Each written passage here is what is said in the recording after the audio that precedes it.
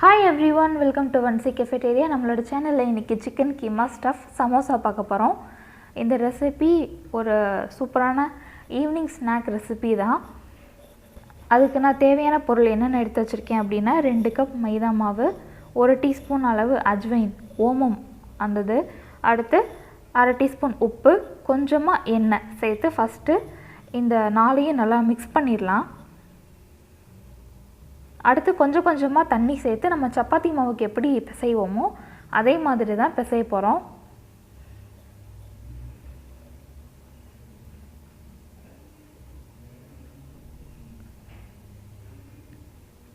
இது நார்மல் அந்த சமோசா மாவுக்கான ஒரு ப்ரொசீஜர்.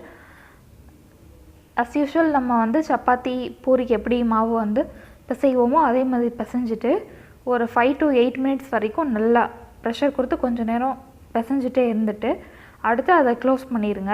ஒரு 20 to 30 minutes வரைக்கும் அது நல்லா ஊறணும். அப்பதான் அந்த மாவு நல்லா சாஃப்ட் ஆகும். ஏற்கனவே நம்ம நல்லா பிரஷர் கொடுத்து பிசைய அந்த மாவு நல்லா சாஃப்ட் ஆகும்.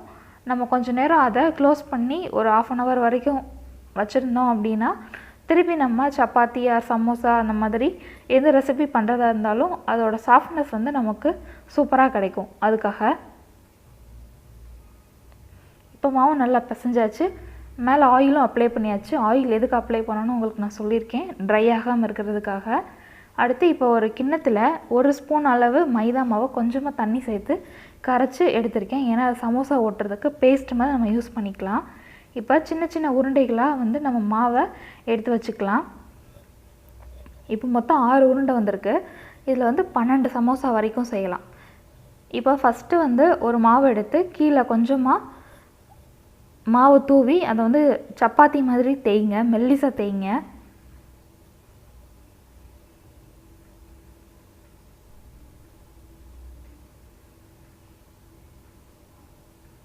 நல்லா மெல்லிசா தேய்ச்சிட்டு ஒரு நைஃப் வச்சு அதை ஈக்குவலாக கட் பண்ணணும்.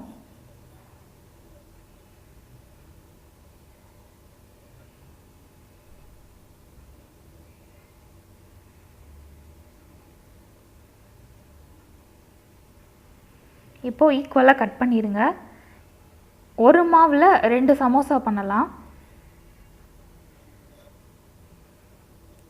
இப்போ இந்த மைதா மாவு கரைச்சி வச்சிருக்கோம் இல்லையா, அதை பேஸ்ட்டாக நம்ம யூஸ் பண்ண போகிறோம். லைட்டாக சைட்ஸில் ஃபுல்லாக அப்ளை பண்ணிக்கோங்க.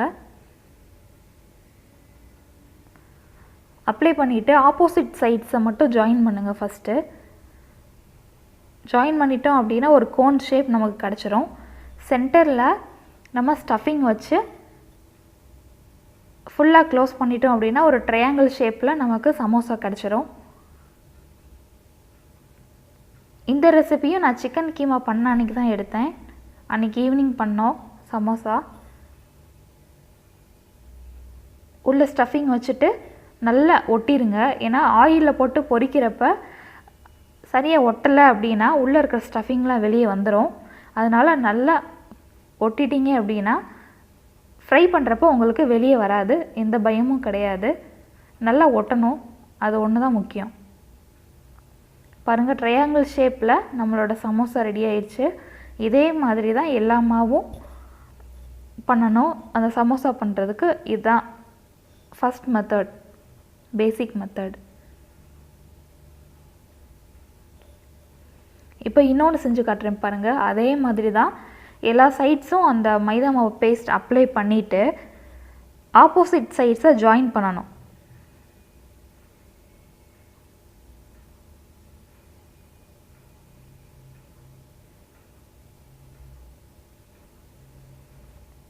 இப்போது ஆப்போசிட் சைட்ஸை ஜாயின் பண்ண பின்னாடி ஒரு ட்ரையாங்கிள் ஷேப்பில் கிடைக்கும். சென்டரில் அந்த கோன் ஷேப்பில் இருக்குது இல்லையா, அதுக்குள்ளே நம்ம சிக்கன் கீமா ஸ்டஃபிங்கை உள்ளே வச்சுட்டு நல்லா ஒட்டிருங்க. அப்போ கேப் இல்லாமல் ஒட்டிருங்க, இல்லாட்டி அது ஃப்ரை பண்ணுறப்ப வெளியே வந்துடும். அதனால் அதில் கொஞ்சம் கவனமாக இருந்துக்கோங்க ஒட்டுறதுல. நல்லா ஒட்டியாச்சு.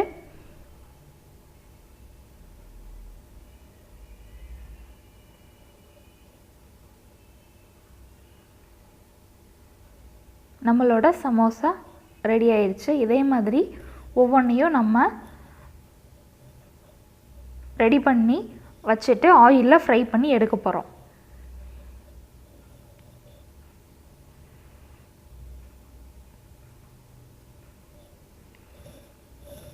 இதான் சமோசாவோட பேசிக் மெத்தட். உள்ளே வைக்கிற ஸ்டஃபிங் மட்டும் டிஃப்ரெண்ட்டாக மாறும். ஆனியன் வச்சு ஒரு ஸ்டஃபிங் பண்ணலாம், உருளைக்கிழங்கு வச்சு ஒரு ஸ்டஃபிங் பண்ணலாம், மிக்சட் வெஜிடபிள்ஸ் வச்சு ஒரு ஸ்டஃபிங் பண்ணலாம். ஒவ்வொன்றும் அந்த ஸ்டஃபிங் வச்சு ஒவ்வொரு டைப் சமோசாவாகவும் நம்மளோட சேனலில் ஃப்யூச்சரில் ஒவ்வொன்றா அப்லோட் பண்ணுறேன் நான்.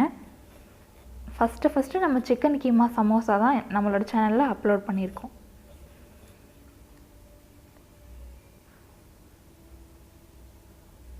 மொத்தம் 12 சமோசா வந்துச்சு. ஏன்னா 6 உருண்டை இல்லையா, ஒவ்வொன்றுலேயும் 2 சமோசா, மொத்தம் 12 சமோசா வந்துச்சு. சூப்பராக ட்ரையாங்கிள் ஷேப்பில் வந்திருக்கு பாருங்கள்.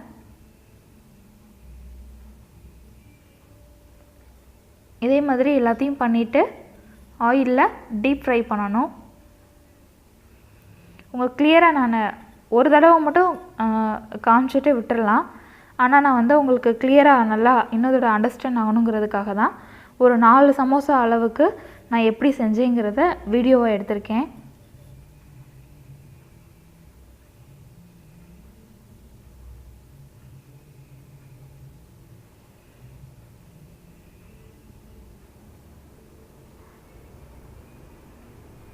ஏன்னா அன்றைக்கி சிக்கன் கீமா பண்ண அன்றைக்கி ரெயின் வேறு விழுந்துட்டு இருந்தனால சூடாக சமோசாவும் டீயும் சாப்பிட்டா நல்லாயிருக்குன்னு தோணுச்சு. அதனால தான் அன்றைக்கி கொஞ்சம் சிக்கன் கீமா வச்சுட்டு அன்றைக்கி ஈவினிங் சமோசாவும் பண்ணோம் நாங்கள். சூப்பராக ரெடி ஆயிடுச்சு நம்மளோட சிக்கன் கீமா ஸ்டஃப் சமோசா. பாருங்கள், ரெடி ஆயிடுச்சு. இதை ஒன்றா ஆயிலில் ஃப்ரை பண்ணி எடுக்க போகிறோம். ஒரே ஒரு உருண்டை மட்டும் நான் வச்சுட்டேன். அது சப்பாத்தி மாதிரி போட்டு ட்ரையாக சாப்பிட்டோம் நாங்கள். இப்போ ஒவ்வொன்றா ஃப்ரை பண்ணி எடுத்துடலாம். ஆயில் கொஞ்சம் மூழ்கிற அளவுக்கு ஊற்றிக்கோங்க, அப்போ தான் அது ஃபுல்லாக ஃப்ரை ஆகிறதுக்கு நல்லாயிருக்கும்.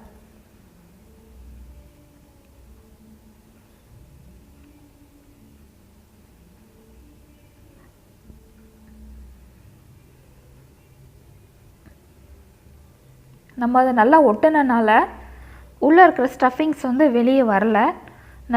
நல்லா சேஃபாக அந்த ஸ்டஃபிங்ஸ் இருக்குது, வெளியே வராமல் நல்லா நம்ம ஒட்டியிருக்கிறனால தான். அதனால் சமோசா பண்ணுறப்ப எல்லா சைட்ஸும் நல்லா ஒட்டியிருக்கான்னு செக் பண்ணிக்கோங்க.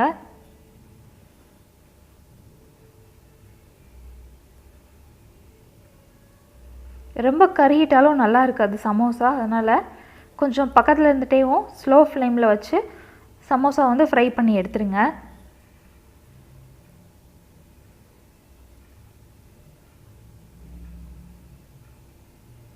நம்மளோட சமோசா ரெடி ஆயிடுச்சு. இதே மாதிரி ஒவ்வொன்றா ஆயிலில் ஃப்ரை பண்ணி எடுக்க போகிறோம்.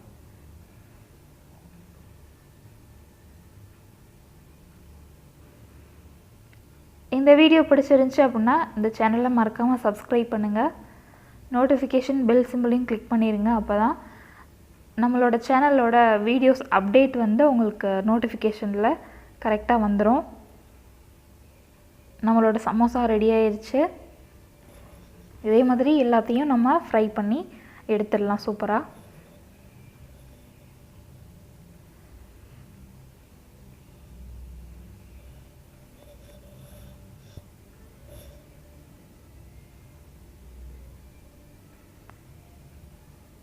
சமோசா ஃப்ரை பண்ணுறதும் அதிகமாக ஏன் காட்டுறேன் அப்படின்னா, அது என்ன கலரில் நமக்கு சமோசா ரெடி பண்ணணுமோ அந்த லைட் கோல்டன் கலர்னு சொல்லுவாங்க இல்லையா, அந்த கோல்டன் கலர் எப்படி இருக்கும் அப்படிங்கிறத காட்டுறதுக்காக தான் அந்த கண்டினியூஸாக உங்களுக்கு அந்த சமோசா ஃப்ரை பண்ணுறதை காமிச்சிருக்கேன் நான்.